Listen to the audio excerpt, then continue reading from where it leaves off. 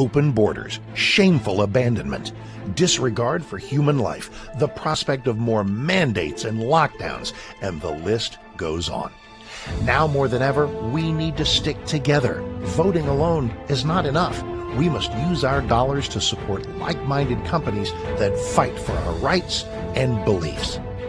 Patriot Mobile is America's only Christian conservative wireless provider who shares your values. Last year, we gave more than $500,000 to conservative causes. With your support, we'll give more than $1.5 million this year. It's time to band together and support companies that truly love America and fight for our freedoms. Will you join us?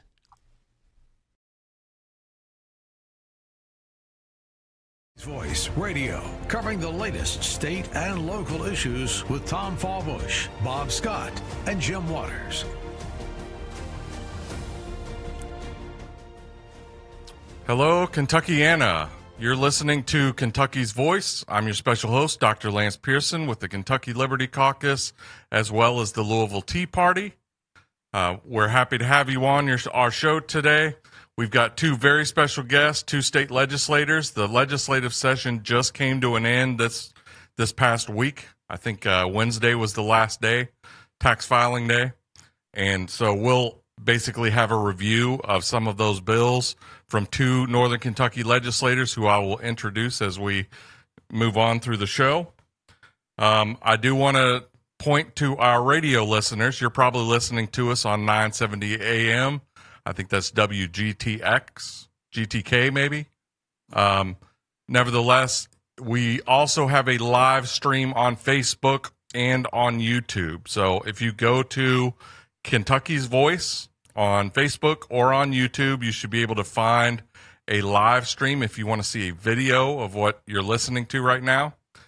Those will then be archived on that YouTube page. So we do encourage you to go to that YouTube page and like and subscribe the videos so you're updated every day on the new videos that are coming out.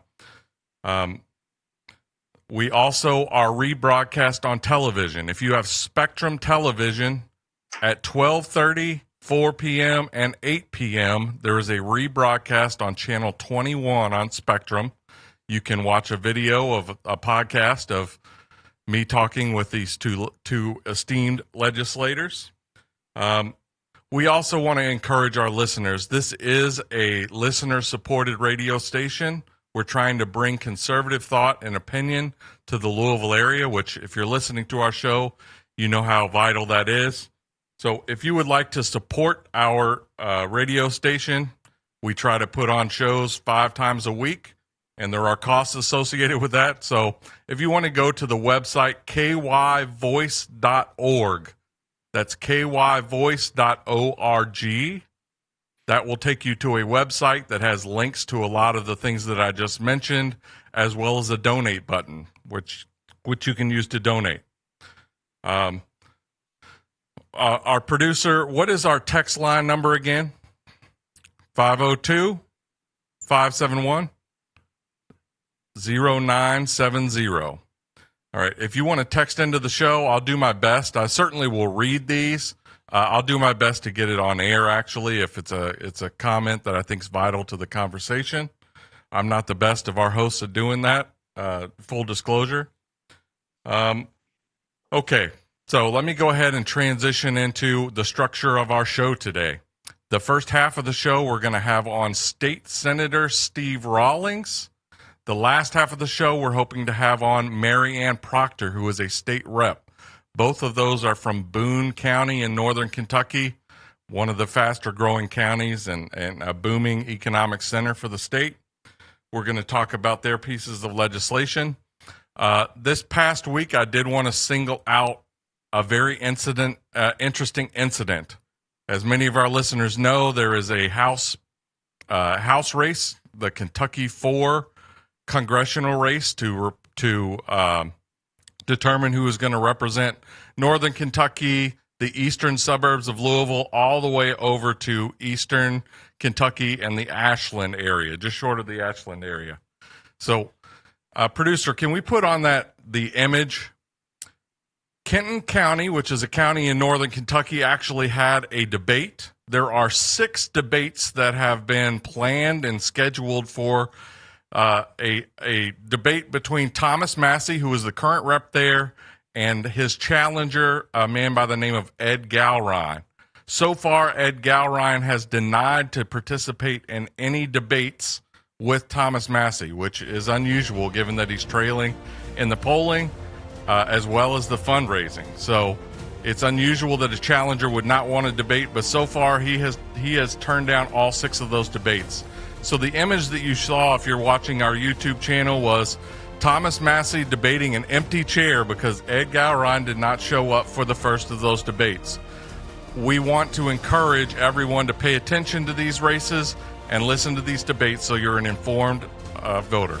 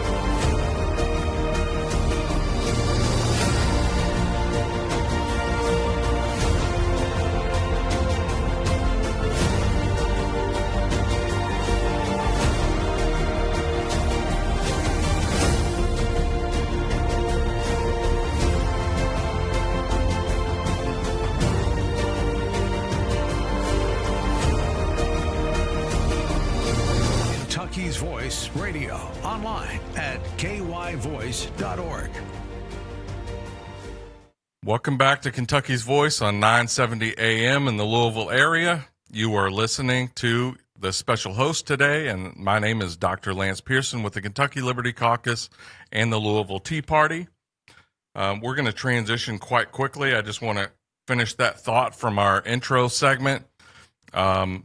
I want to encourage all of our listeners to pay attention to to the elections that are coming up. The May primary is on the 19th, so less than a month away. You will have to vote in these Republican or Democrat primary races, and especially in the Louisville area, it is essential that you know these candidates because there will not actually be labels for the mayor or the Metro Council races, so you need to actually know who you want to vote for in all of those races because you won't just be able to click R or D on a lot of those essential races. Okay. So let me transition into the main part of our show today. My first guest is State Senator Steve Rawlings. He represents a part of Boone County. Boone County is large enough that there actually are several representatives and I think 2, maybe even 3 state senators that have a portion of Boone County. So can we bring Steve Rawlings on? Thank you for joining us. Thank you, Lance. I appreciate it. Yep. So Steve has been a state legislator. He was a state rep. I guess that was 4 years ago was your first year as a state rep. And then the last Correct. 2, you've been a state senator. So Correct. let me just open the floor a little bit for you. Why don't you talk a little bit about what your background is, what motivated you to get into politics, and just what is it like coming from somebody that didn't have a huge political background before you were elected to state rep? What was that transition like, and how have you enjoyed, state senate or state rep? Yeah. Go ahead. Appreciate it. Yeah. So, I did not have a background in politics. Yeah. I'm an attorney. I'm still a licensed attorney. And actually, it was due to the COVID era. I felt like we were losing too many of our liberties and freedoms, and that I didn't want to just sit around and complain and watch Fox News and, not do anything about it. So a number of us stepped into it here in Boone County in this area. And it all clicked. I was state rep for 2 years, and now I'm in midterm in the Senate, and I'm not up for election at this time. So I've put 2 years in, got 2 years to go. So I've experienced 4 sessions in Frankfort. I'm married and have 2 beautiful daughters, a beautiful wife and 2 beautiful daughters. and live near CVG. So Yeah. The Cincinnati airport. Yeah. Yeah. So I represent northern and central Boone County. And then Jay Williams is south of me. So just the two of us have parts of Boone County. Okay. I've been told I have a great district because, like, from my home, I can travel anywhere and talk to anyone, appear at events within 22, 23 minutes. Yeah. Whereas some senators, they're spread out to 6 counties or, 3 hours or more from one end to the other. But I have a really good district and a very growing economic wise and booming. We're, I don't want to say it wrong, but like the 7th, I think, largest shipping center in the world. Wow. With CVG. Amazon has its largest facility here in Boone County, and that's in my district. So it's a pretty exciting place to serve and to be. Yeah, and, it's a booming area for sure. Yeah. So it's in a really great spot, and I'm happy to serve, and it's gone really, really well. Well, as we're doing this intro, what given that you spent 2 years in the state house and then now you spent 2 years in the state senate, just tell me about your feelings. What's the difference in the tone, the tenor? How was it interacting on the House side versus the Senate? Which do you prefer? I feel like you almost have to say the Senate, given that's your current seat. But what are the differences if somebody were wanting to get in, for example, into politics? What was it like getting in there? I do much prefer the Senate, and there's many reasons. But in the House, you get lost in the numbers game. So there's 80 Republicans, 20 Democrats. So there's 80 in the caucus, in the Republican caucus. Whereas in the Senate, there's 32 and 6 Democrats. So there's 32 in the Republican caucus. Right. So your voice can get heard. You can talk to the leadership more openly and more often, and you're around them more. I'll tell you one thing that really impressed me in the Senate is what we discuss about policy. Yeah. When we have our caucus meetings before the session every day, an hour or usually an hour and a half, they're very informative. And I learned so much during that time period. And I realized how many experts there are in the Senate, how many knowledgeable people, and how thoroughly they investigate things and coming to a conclusion, coming to the bills that are up. Like the bills for the day, we'll get briefed on what bills we're going to vote on. And some people might not understand, but by the time we go in the chamber and vote, we've already made up our mind 98% of the time, vast majority of the time. We already know how we're going to vote because it's discussed so thoroughly in the caucus meetings. Yeah. All right. You can't do that in the House. So there's just no time for that in the House. There's too many people, too many bills. Yep. And I do want to say Steve in his state rep race, who he had not really been involved in politics before, he took out a longtime incumbent by a substantial margin. And then this last time he won the state Senate seat by a substantial margin also. So if you're thinking of running for office, don't think, there's an incumbent there, so there's no way that I could possibly take them out. That is not the case. In a state house race, for example, a really diligent person can knock on almost every, even they could knock on every door of every Republican, for example, in their district in a primary. Yeah, that's right. Yep. Okay. And that's what we did. We worked very hard. There were 3 of us, Marianne Proctor, Steve Doan, and I, that knocked off committee chairman, which was unprecedented anywhere or in Kentucky history even. Yeah. It's inspiring. It was inspiring.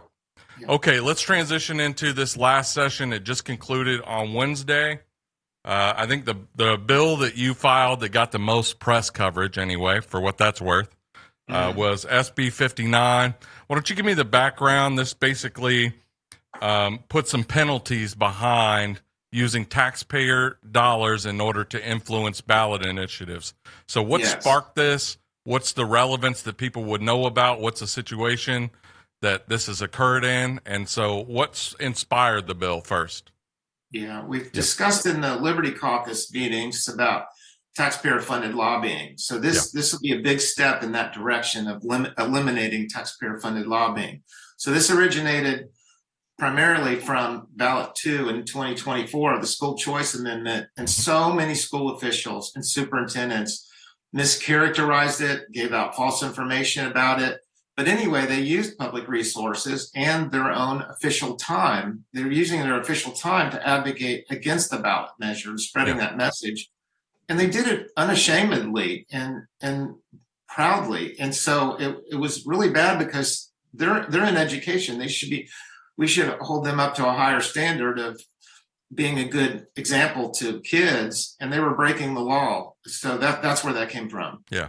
And so the general idea here is my tax money should not be going to the advocacy of something that I disagree with. Everybody has the right to First Amendment speech, but they don't have the right to use taxpayer resources in order to lobby or influence, especially a ballot initiative. And so in my understanding, this was already illegal.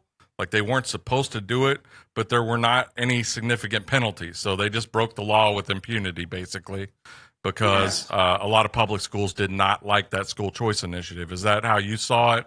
And so what policies got attached to this? I mean, what penalties got attached? The penalties aren't that severe. It's $500 for a first occasion or breaking of it, $1,000. And then the third offense is $1,000 plus a misdemeanor. So adds criminal charges. In Frankfurt, it's so hard to make extreme penalties. It started out much more strict with stiffer penalties, but it just gets cut down, and that's just how it works down there. And it works incrementally too. I plan to come back with another bill. I'm hoping to. There was an example of the Fayette County superintendent spending $30,000 for a lobbyist. So that's taxpayer money. That's right. So there was an effort in a bill there, but it hasn't happened. So I might try to run that also to expand this a little bit more. There were other instances too, like when Senate Bill 150 was going on about gender transition and that kind of thing. School buses came from Louisville and from Danville. And so teachers and school bus drivers and schools, they were using resources. They were using taxpayer funds to protest. Yeah. So there's a lot of things you can work on that I'll be working on. Yeah. Okay. Let's transition over to the next bill, and we'll probably continue this after the break.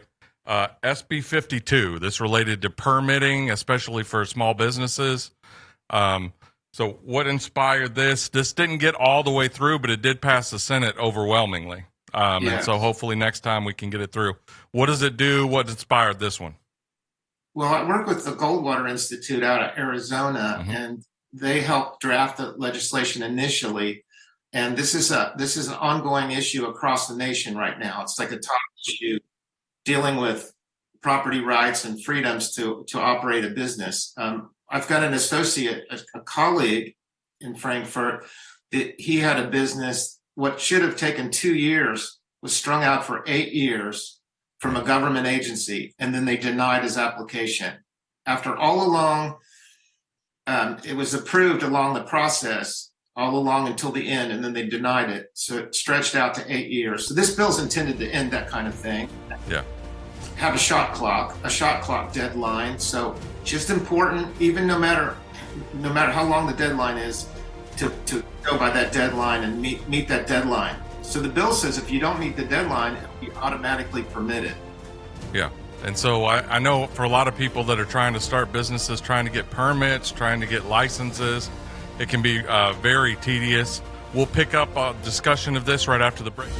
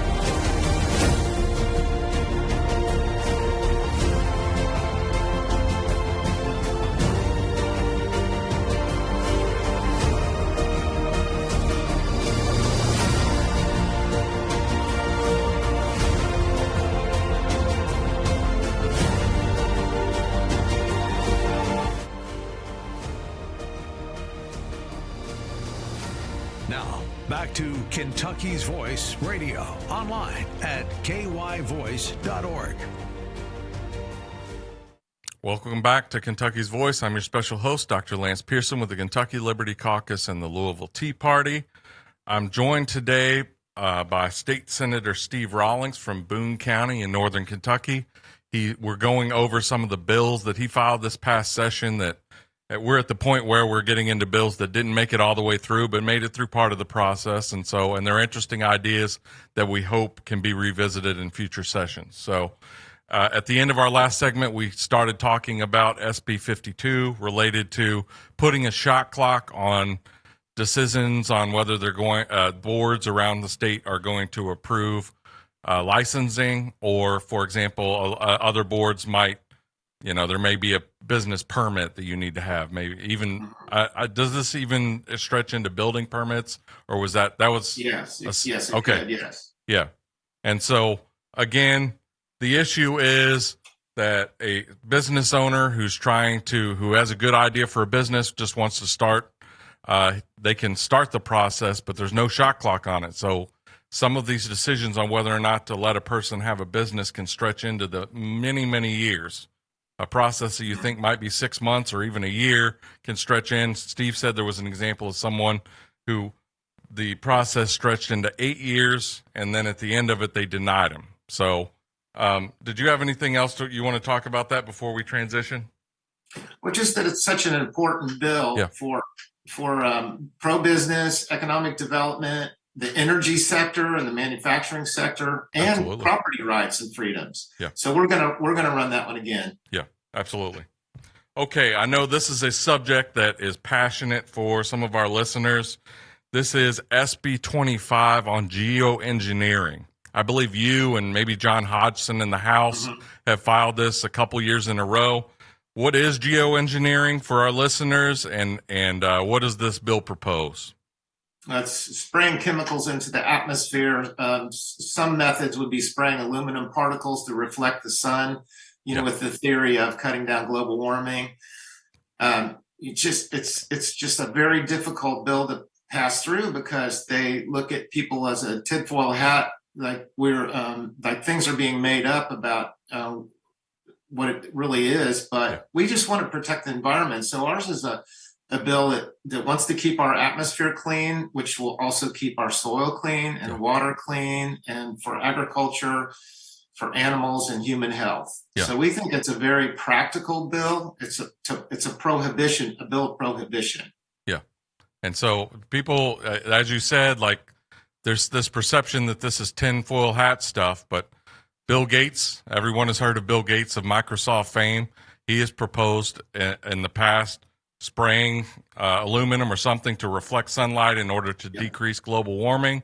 And there are many cases, many governments around the world are experimenting with weather modification, spraying certain chemicals to cause rain. For example, I think maybe in Dubai or maybe the UAE, there are various like Middle Eastern countries that are routinely doing this in order to try to increase the amount of rainfall that they get.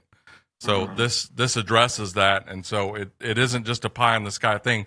This is actually happening right now, and it's being proposed by very powerful and influential people.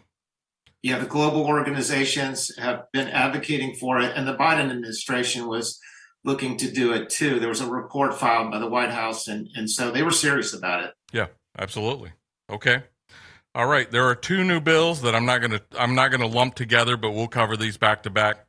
SB 189 related to sort of regulating some of these cryptocurrency businesses. Like there are kiosks and ATMs that are starting to pop up to kind of, you can exchange your Bitcoin, I guess, at one of these ATM or kiosks directly for cash, those sorts of things. Talk a little bit about that bill and what does it propose to do in terms of like licensing or regulating these things? Yeah, there was all kinds of fraud going on with these things, and the number that was in the papers was 333 million plus in 1 year nationwide. Wow. Yeah. And so they're convincing like people over 60, over 65. They hack their computers. They threaten their bank accounts. So they go and deposit money in these machines, and on the machines there's nothing. So there's no phone number, there's nowhere to call. I had a discussion with someone liberty oriented, and they did not like the bill because it just adds regulations, and it's not the kind of bill I would normally work on so much. But there was fraud going on, and there are anti-fraud measures, but it wasn't working with these machines. There was nothing being rectified, no way of getting your money back. You put the money in the machine and it's gone. Right. So this puts limits on how much you can deposit each day, so you don't have these big numbers. Someone in Louisville, there was a newspaper article said they lost almost $400,000. Wow. One person. So this puts some licensing requirements on it. It gives you an operator you can call. We required a live person to take calls, and you can get your money back and be refunded if you're defrauded. So there's a whole lot of things to protect people. This is about fighting fraud and protecting our citizens. Yeah. And this is a brand new area. This is right on the frontier. I've never actually seen one of these kiosks. So like this is we're probably setting a precedent if we can manage to get this farther through the process next year. Yeah. We're probably creating new law for a lot of that will be model legislation for a lot of states. Yes. Yeah, all right. It's a new thing. Yeah. SB 99 is somewhat related, but it relates to transactional precious metals. So using silver, gold, platinum as a medium of exchange. So can you talk a little bit about that? Yeah. The problem is we're worried about our money and the falling value of the dollar and the effort by the BRICS nations to take over the dollar. And there's just a lot of concerns with inflation, and gold has, so this would make gold and silver legal tender, and precious metals legal tender. And it would make them transactional. So you could actually pay for goods and services with real gold. So we want to protect our citizens for the future because gold has gone up. You could take a $20 gold piece from 1929. If you had dollars, that's $20. But if you had gold, it's right at $5,000 now. So market goes up and down. There's no guarantee, but gold has consistently outperformed over the years, and it's something to back. Whereas what we have now is fiat currency.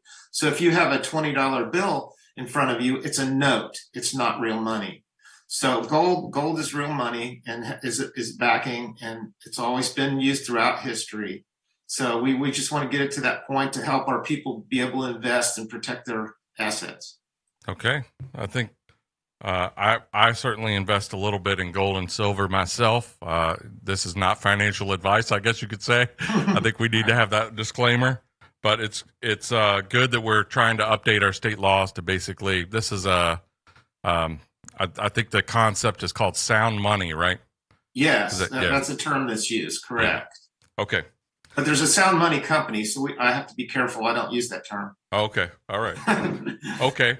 Let's transition into SB 34. This is after a person dies, what is the process that we transfer their assets onto the next generation or whoever they want to transfer those assets to?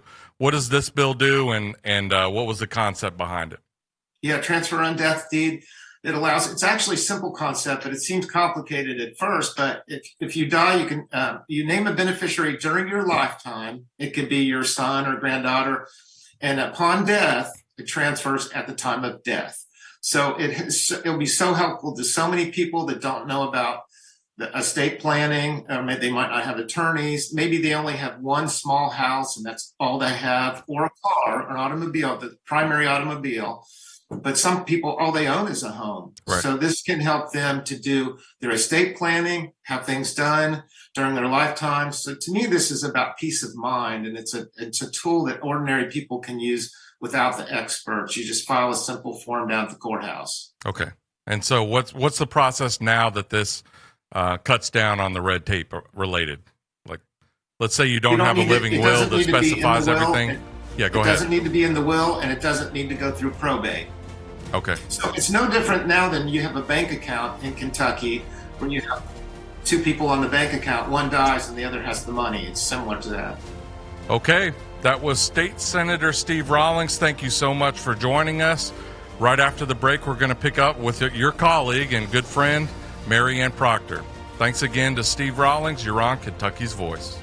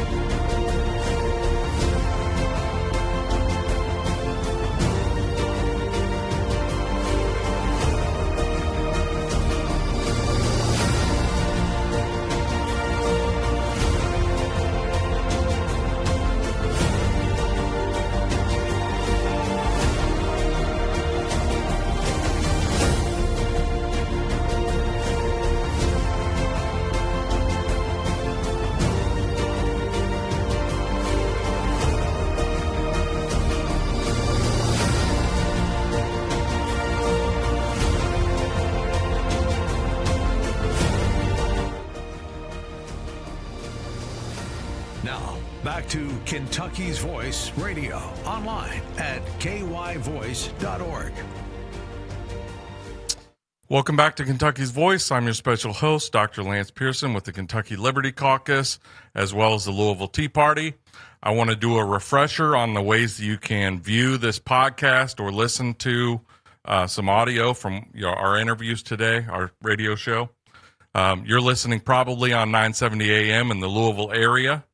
You also have the opportunity to watch a video rebroadcast of the show with my guests. Steve Rawlings and Marianne Proctor is coming up in just a minute. You can watch that on Spectrum, Channel 21 at 12:30, 4 p.m., and 8 p.m. tonight, and that goes throughout the whole range of Spectrum. So that's Northern Kentucky all the way down to like middle Southern Kentucky, I think. You also can view this podcast live on Facebook. You search for Kentucky's Voice, and there should be a live stream going on right now. Same thing on YouTube. Search for Kentucky's Voice. The archives of this video will appear on Kentucky's Voice YouTube channel as well, so you can see past episodes, and there will be shorter clips that will come out on YouTube. So we encourage you to go to YouTube and like and subscribe the channel so you get regular updates. We do have brand new live radio, audio / television shows 5 days a week during the work week. So lots of great content on there.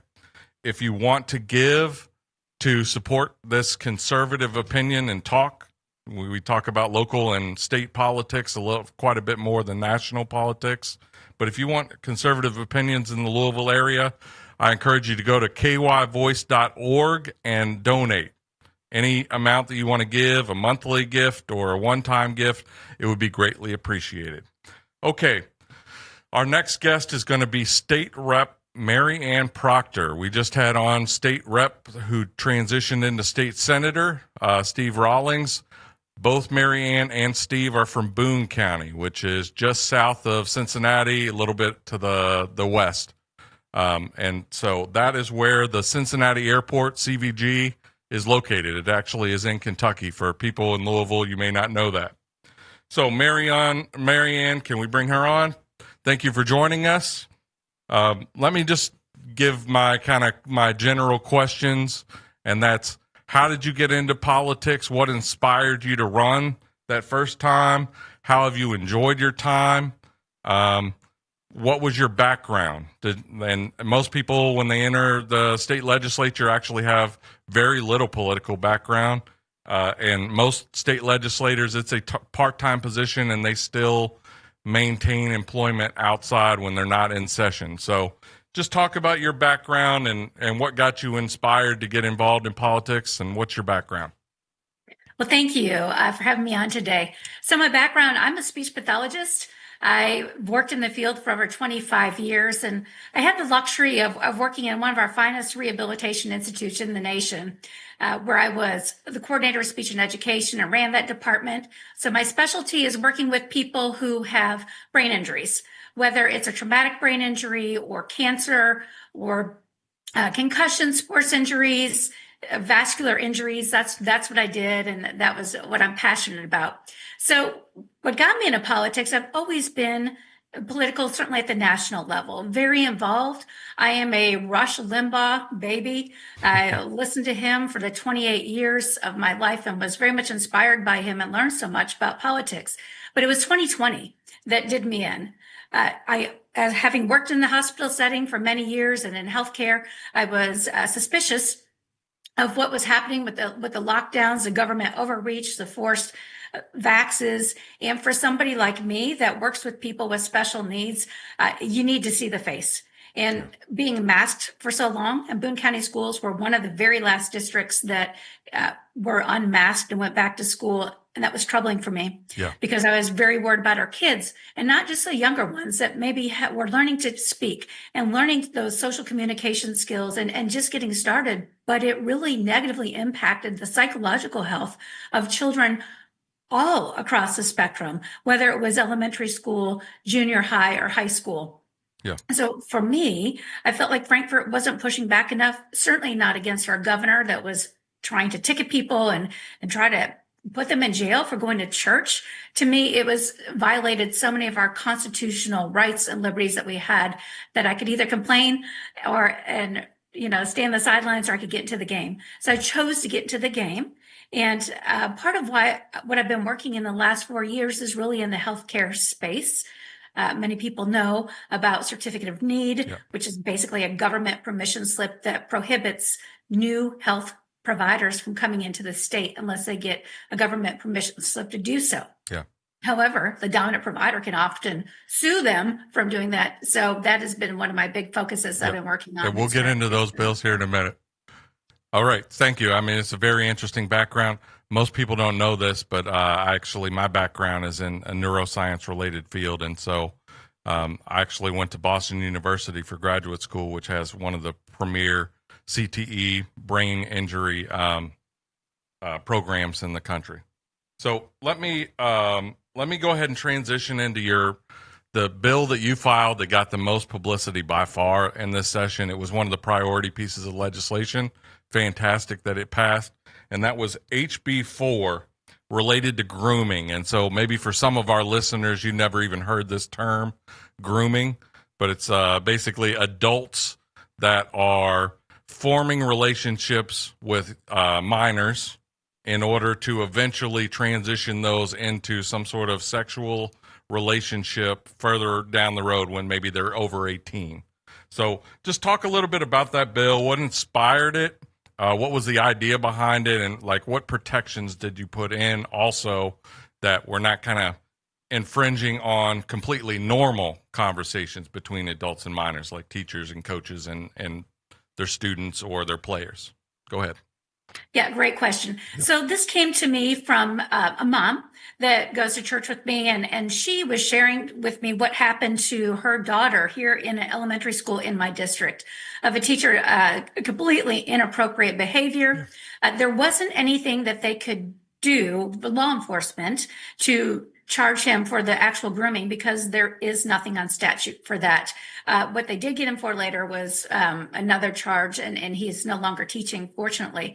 However, as I was developing this bill, I worked a lot with Boone County Sheriff's Office. They came to me. There was case after case after case, and some that made a lot of news here in the Commonwealth of very prominent people that had engaged in these behaviors. And so that inspired me to run this bill. Yep. And you're right. So not only does it protect, when we talk about grooming, they're not even waiting till they're 18 more often than not. They're starting very young. And then what we were trying to do is to define grooming and criminalize it before it turns into sexual assault. Right. So the way that we prevented any of the Me Too movement or, protected people who are having appropriate conversations that were mentoring or things like that is we had all the stakeholders at the table. I met with law enforcement, superintendents, advocacy groups, victim rights groups, you name it. I met with them, and we probably did maybe 10 revisions of this bill before I feel like that everybody was satisfied, but yet we had appropriate penalties and could define it. So I feel like it was a really good piece of legislation that was well crafted that took a year basically to craft and then to get it to the best policy we possibly could. Right. And as we've had discussions with Senator Lindsey Titchener, who filed SB 181 2 years ago, and then it got refined this session. But that was kind of trying to make sure that communications between staff at the school and students are traceable, that there's a record that a parent can request those communications and look through those. So somewhat related bill, but this basically gives law enforcement the opportunity to step into any kind of inappropriate relationship and basically put a stop to it. If that means charging them with an actual crime, or at least intervening in that relationship early and making it clear that this is not only inappropriate, it is actually illegal, and they could not only lose their teacher's license, but they could do some jail time. So fantastic bill. Thank you for filing it. And I think it was broadly popular. Was this unanimous in both houses, or was it, or both chambers? I mean, or it was close. What? Right? Okay. It was unanimous. Yeah. Okay. Next bill, and I think this is the one that got the second most coverage in the news, was HB 264, this theft by deception. So basically, this is people that file fake real estate listings online. But just tell us the background on that. I'm not explaining it probably as well as I'm sure you can. So just tell us what that bill was about and what problem it kind of tried to address. What it did, it just further expanded theft by deception. What we are seeing is there's organized crime rings that are listing actual real estate properties, whether they're vacant lots, homes, rentals, and they are putting it on their own website or sometimes legitimate websites, Craigslist, Right. American Home Rental. They put them on there as if they were the actual owner, and indeed they're not. So the problem was you would have people sending in money for a deposit or go to purchase a home, or really we're seeing it with lots now. And they weren't the rightful owner. And so they were scamming all these people out of money that was not recoverable because those people were long gone. So what we are doing is just closing the loop on that to criminalize if you are taking a legitimate real estate listing that you have no possession, no title to, you're not acting in any capacity as a realtor or anybody who would be interfacing like that, to criminalize that so people aren't getting ripped off. Yeah. And I think in general, I've experienced this through my mother. My mother's on Facebook seemingly all the time, always clicking on various ads or looking through Facebook Marketplace. And so there are situations where they just find a real estate listing, take all the pictures and make a duplicate listing on Facebook Marketplace, and then say, if you want to reserve this rental property, which is maybe going for $300 a month when the market rate is $1,000 a month. Send me your first month and your security deposit. And then the person will use one of these apps or a Zelle, something like that, transfer that money, and then there's really no recourse. You can be fairly anonymous on Facebook, and so it's very hard to track down who's actually committing this fraud. So thank you for filing this. I know that this actually, I don't know how new it is, but I know that it has exploded in the amount of these fake ads. As Facebook Marketplace has grown, so has the fraud that occurs on that, I know. Okay, after the break, we're going to talk over some of the healthcare related bills that Marianne has filed. Those relate to Certificate of Need, which she actually did a little bit brief intro, but also on the state of our mental health facilities. And so she filed a couple pieces of legislation that got a little bit of traction this time. So we're going to talk about health care as well as some other bills that she had as priorities this session. Join us after the break with State Rep Marianne Proctor.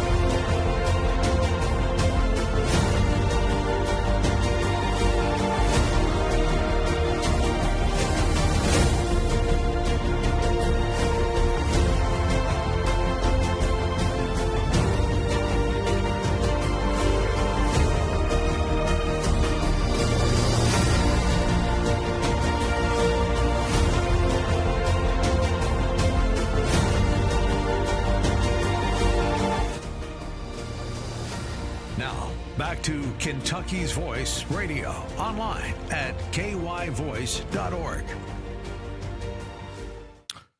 Welcome back to Kentucky's Voice. I'm your special host, Dr. Lance Pearson with the Kentucky Liberty Caucus and the Louisville Tea Party. I do want to take care of a little bit of business. Tonight, there is actually a fundraiser for a Metro Council member named Catherine Cat Timmerman. If you want to go to her Facebook page, I believe you can find that information, or search for Dan Siam. I found her flyer for that.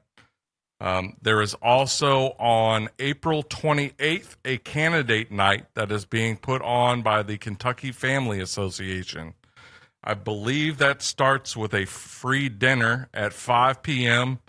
and it is at, I believe, Glory and Fire Ministries that is on the National Turnpike. So anyway, I think we'll be able to give you a refresher on that next Monday. But it's election season. After today, where we kind of recap a lot of what happened in the regular session, the 2026 regular session of the General Assembly, our state legislature, we're going to transition into election mode. And so my hope is next week we're going to have a couple of candidates for U.S. House in the Louisville area that are going to be on, and just expect for the next month or so, it's going to be election coverage left and right. Make sure that you have a pen ready when we're going through any of these candidates and figure out who you're going to vote for, because primary elections are where most elections are decided in the state of Kentucky. There aren't a lot of general elections that are very purple, that are undecided when we get to the general. So being involved in the primary is where you can have the most influence electorally. Okay, we are joined again with State Rep Mary Ann Proctor, who represents a portion of Boone County. She is, I believe this was your fourth session, is that right? That's correct. So each representative gets 2-year terms. She's had 2 2-year terms. Are you up for re-election this time? And if so, if someone wants to find out more about you, maybe give some money to your campaign, whether you're up for re-election now or not, you can still take donations. So where do we go to find out more about your campaign? You can go to MaryAnnProctorKY.com. MaryAnnProctorKY.com, and that's exactly how it sounds. Mary Ann Proctor, PROCTORKY.com. Okay. So let me pick up with one thing that you actually mentioned when you were introducing yourself that you're very passionate about, and that is certificate of need laws. And again, this is a law. I don't know how many states have that. Maybe you'll have that information, but several states still have these laws around. And the idea behind them that makes them somewhat popular is there's a fear that especially rural areas that only have limited options for medicine, say a rural hospital that serves 6 counties in eastern Kentucky, just for example, the fear is that if anybody can open a medical practice in those areas, that they could take away the most profitable patients from that hospital and ultimately lead to the closure of those hospitals. That's the case for the people that are in support of certificate of need laws. In other areas of the state, especially in northern Kentucky, certificate of need laws are often used to have a very profitable few businesses that provide medical services to form a monopoly and run out any competitors, force people that want to go to a different medical provider to go across the river to Cincinnati, costing the state of Kentucky lots of resources. Like all that money gets spent in Cincinnati. We don't see any of that money in the state of Kentucky. And it also drives up the cost. Any monopoly is going to drive up costs because they can start to charge whatever they want because they know there's no local competition. They don't have that specialist doctor that wants to perform a procedure. So that's kind of the background on CON. Why are you so passionate about it? Why does it affect Northern Kentucky so much, especially? I know a lot of the proponents of eliminating these have been Northern Kentucky based, but this affects a lot of areas of, really all areas of Kentucky. I would argue that this anti-competitive thing is just bad for consumers, and it's driving up healthcare costs, which are just skyrocketing. So go ahead and talk about that. I know you're passionate about it, and I may have stepped on your messaging. Go ahead. Not at all. Yeah. You are right. Here in Boone County in northern Kentucky, we have one hospital system that really is a monopoly for about 9 different counties. So what's puzzling to me is my county is 144,000 people and I have one hospital. You go down to Bowling Green, they've got 3. You go to Lexington, Louisville, they have multiple hospitals and lots of different options to work. So maybe you get a higher pay and for consumers to be able to shop around and see what's the best price that you can get. So for me in Northern Kentucky, things like MRIs, most of them are hospital based, about $3,500. If you want to have an MRI somewhere else, you don't want to spend that. You might have to go across the river where it's only going to cost you maybe $500. So it's those kinds of things. And wherever you have a monopoly, you do not have better affordability. You do not have better quality, nor better accessibility. And I would even argue, and I do argue with my rural providers, that they are hamstringing themselves because they are unable to respond to changing healthcare needs. Right. You know, the model of healthcare delivery keeps changing. And so they too have to go through CON if they want to expand. If they want to do new operations, they have to do the same thing, which, you know, all the data shows that rural Kentucky is hurt worse by CON than places that don't have it. So I don't think the argument's valid. And if indeed all of it is true that they can't get providers, that most of their patients are Medicare, Medicaid, that it's not profitable, that we need 340B, that we need all these subsidies, then who in their right mind is going to go into rural Kentucky and try to open up a competing facility with all those odds stacked against them? I will argue that doesn't happen. Right. You know, you had mentioned how many states have CON. There's about 35 that do, but you have to look at The details, level of certificate of need. Right. So Ohio has one restriction, and that's on long-term care. Same with Indiana, and that's what I compete with. You go to other places like Tennessee, they have significantly reformed their certificate of need. South Carolina got rid of it, all of it, in one sleep, except long-term care. Nobody wants to touch that, and I'm fine with that. But the reality is Kentucky has more restrictions on certificate of need. We're around 30 or 31 different services and technologies that fall underneath that umbrella than our surrounding states. Right. So here in a tri-state area, how in the world can we be competitive when we are so hamstrung? Right. And so Mary Ann has been the biggest champion. I think that's fair to say, the biggest champion of eliminating most of these CON laws in the state of Kentucky. Did HB 407, you filed 2 bills related to it this session. I think you filed 3 the last session. HB 407 and 409 this time. Did HB 407 get out of the House this time? It did not, but it got out of committee, right? Committee. Yeah, it did get out of committee. So it's baby steps. Yeah. For sure. Yeah. I mean, if you think 4 years ago, nobody knew what CON was. Right. 2 years ago, that similar bill failed in committee. And now it's about in every candidate questionnaire. And now we got it out of committee. So I'm hopeful that we can keep moving the ball. Yeah. Well, I think it's great. Keep up the hard work on that. And it just seems to me that the approach that the General Assembly is taking so far is to just take they'll take one area. I think it was either last session or 2 sessions ago, they allowed for the elimination of CON laws for birthing centers, or at least small-scale birthing centers with up to 4 patient beds.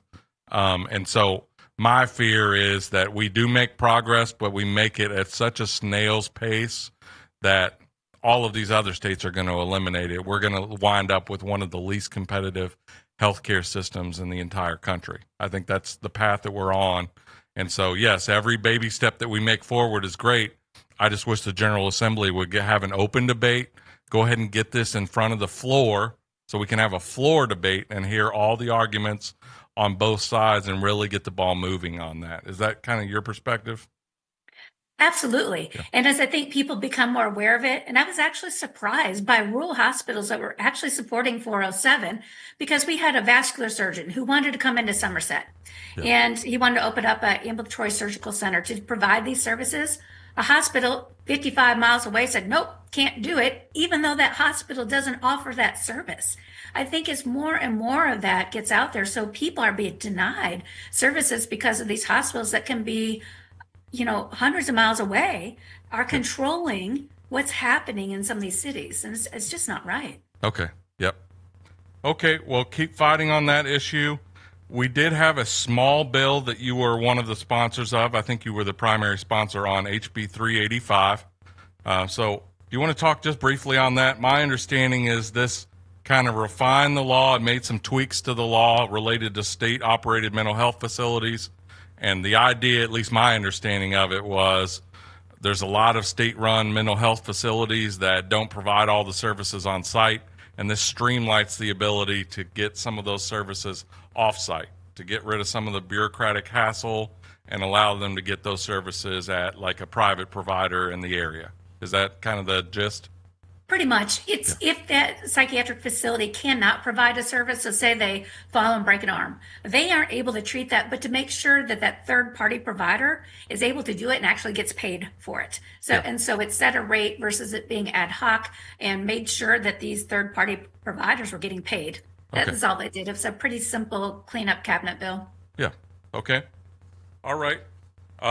Let's talk about the big dog, the biggest bill that we had. That's HB1, the budget bill, or the executive branch budget bill, I guess we should say.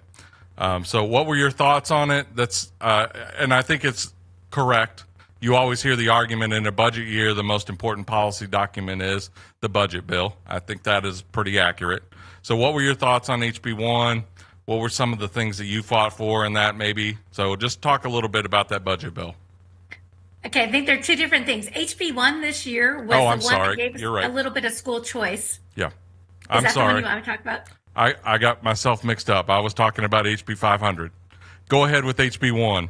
This relates to allowing people to get a $1,700 tax credit for expenses that they give to scholarship granting organizations. Go ahead. Sorry. Correct. So I think this is a great opportunity for people who want to take that tax deduction instead of it going to the federal government to be able to invest in our children right here in Kentucky, to allow those who are in most need of these kinds of services to be able to have that from these granting organizations. So yes, I was very happy to be a co-sponsor of that and seeing that bill pass and overriding the veto. Yeah. I know you've fought for school choice on multiple levels, including in the constitutional amendment that we tried to get. The important thing that I think gets lost in the discussion is this is available to public school students also. If they need extra tutoring services, for example, some of that money can be given to scholarship granting organizations, and it can go to some public school students as well. Okay, correct. I want to thank Mary Ann Proctor for joining us. You've been listening to Kentucky's Voice with Dr. Lance Pearson.